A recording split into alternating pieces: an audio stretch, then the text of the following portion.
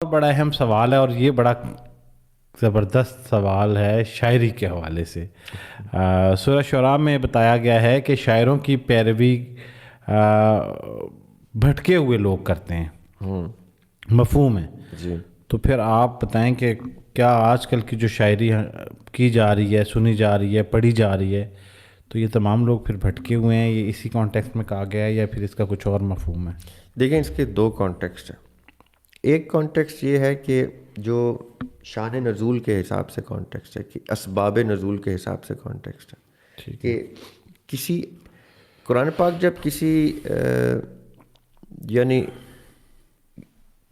Topic کو جب قرآن پاک ایڈریس کرتا ہے تو اس ٹاپک کے اس وقت کے اسباب کو ملحوظ رکھتا ہے۔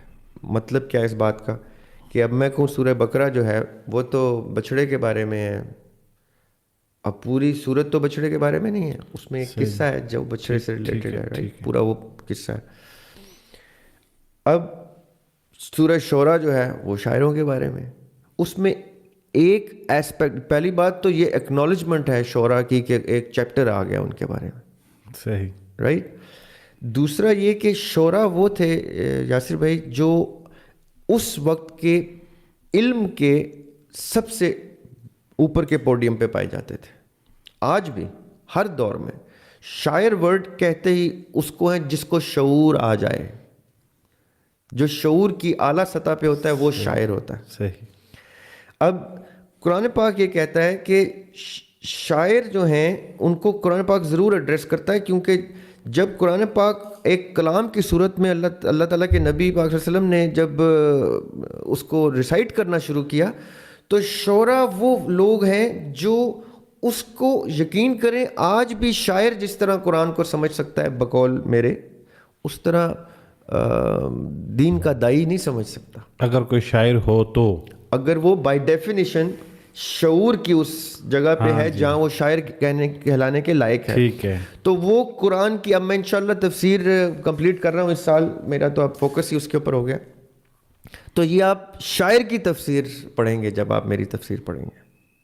صحیح۔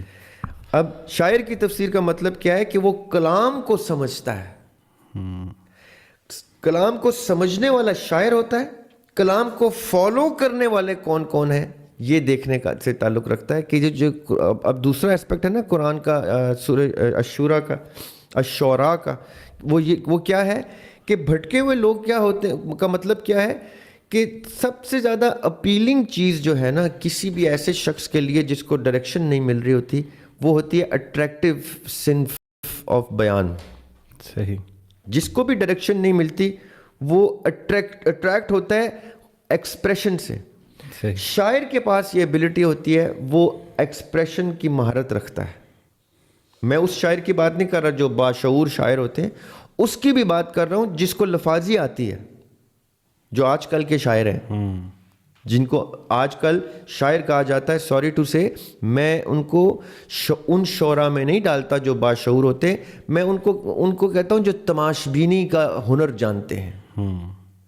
تماش بینی ایک آرٹ ہے، تماشا تھیٹر آرٹ ہے۔ میں تھیٹر میں آج کل تھیٹر کے میں نام نہیں لیتا، جو سب سے بڑے پاکستان کے تھیٹر کے آرٹسٹ ہیں یا جو تھیٹر کے رائٹرز ہیں، وہ تماش بینی کا ہنر جانتے ہیں، ان کے ٹکٹ بکتا ہے۔ تو یہ جو لوور لیول ہوتی ہے نا، جو میسز کو ٹکٹ لینے پہ مجبور کر دیتی ہے، میسز کو، وہ ہوتے ہیں وہ شعراء جن کے بارے میں قرآن کہہ رہا ہے کہ بھٹکے ہوئے لوگ۔ بھٹکا ہوا آدمی کوئی برا آدمی نہیں ہوتا، بھٹکا ہوا آدمی وہ ہوتا ہے جو ڈائریکشن لیس ہوتا ہے، جو بھٹک جاتا ہے رستے سے۔ جو ڈائریکشن لیس لوگ ہوتے ہیں وہ اٹریکٹیو چیزوں پہ فال کرتے ہیں۔ ٹک ٹاک بھرا ہوا ہے اس ٹائم، ملینز ہیں نا ٹک ٹاک پہ، وہ میسز کو کور کر رہا ہے کیونکہ وہ ڈائریکشن لیس لوگ ہیں۔ نو آفینس، وہ برے لوگ نہیں ہوتے، وہ ڈائریکشن لیس ہوتے ہیں، وہ ڈائریکشن ڈھونڈ رہے ہوتے ہیں، تو اٹریکشن ان کو کہیں سے ملتی ہے تو وہ اس پہ لپکتے ہیں۔ اور لفاظی اور تماش بینی اس کو انکیش کرتی ہے، یہ ان کی سب سے بڑی مارکیٹ ہے۔ اب جیسے ہی شعراء جو اس لیول کے شعراء ہیں جو تماش بینی اور لفاظی کے ہنر سے کے ایکسپرٹ ہوتے ہیں، وہ ان بھٹکے ہوئوں کو اٹریکٹ کر کے ڈائریکٹ کرتے ہیں اپنی طرف، یہ ان کا ذکر ہو رہا ہے۔ جو شعراء باشعور ہوتے ہیں وہ تو میسز کو کبھی ایڈریس ہی نہیں کرتے. میں اب آپ کو غالب کا ایک شعر سنا دوں کہ مقدور ہوں تو خاک سے پوچھوں کہ اے لئیم تو نے وہ گنج ہائے گراں مایا کیا کیے. اب آپ کی آڈینس کہے گی یہ اس نے کیا بولا. There will be very few people in your audience who will grasp what I said. Not just because کہ اردو ان کی لینگویج نہیں ہے. اردو سننے سمجھنے والے بھی کہیں گے یہ ذریعہ آپ نے جان کے کوئی سٹنٹ مارا, رائٹ. اب غالب نے یہ شعر جب کہا ہے تو اس کو نہیں پتا کہ یہ اٹریکٹ نہیں ہوں گے, بھٹکے ہوئے تو اٹریکٹ نہیں ہوں گے. اس سے تو اٹریکٹ ہی وہ ہوگا جس کو ڈائریکشن کی بھی کوئی اعلیٰ سطح پتہ ہے. تو اس کا مطلب ہے باشعور شاعر اور تماش بین لفاظی کا ہنر رکھنے والے شاعر میں زمین آسمان کا فرق ہو گیا. وہ زمین کے میسز کو اٹریکٹ کرتے ہیں اور وہ آسمان کے خاص لوگوں کو خواص کو اٹریکٹ کرتے ہیں. اب قرآن اس صورت میں خاص طور پہ ٹانٹ کر رہا ہے شاعروں کو کہ تم شاعر ہو, یعنی یو تھنک یو آر شاعر. تم بنا لاؤ کوئی ایک صورت, ایسا کلام بنا کے لاؤ, سارے شاعر اکٹھے ہو جاؤ, سارے میسٹر آف لفاظی اکٹھے ہو جاؤ.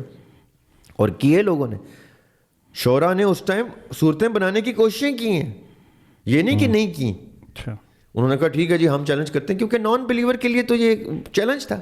بلیور سبمٹ کرتا ہے, نان بلیور تو اس کو چیلنج کرتا ہے. تو قرآن جب ایڈریس کرتا ہے تو قرآن یہ کہتا ہے کہ ڈائریکشن لیس لوگ جب اٹریکٹ ہوتے ہیں شاعروں سے تو اس وقت شاعروں پہ بھی ایک ذمہ داری آتی ہے کہ وہ شعور کی سطح میں اپنے آپ کو بلند کریں اور ان کو ٹھیک ڈائریکشن دیں. نہیں تو پھر اپنا وہ ایک مارکیٹ بنا کے جو کرنا ہے کریں, وہ پھر اللہ تعالیٰ بعد میں دیکھ لیں گے, جب کارپیٹ جھاڑیں گے وہ ایک ہی دفعہ جھاڑ لیں گے.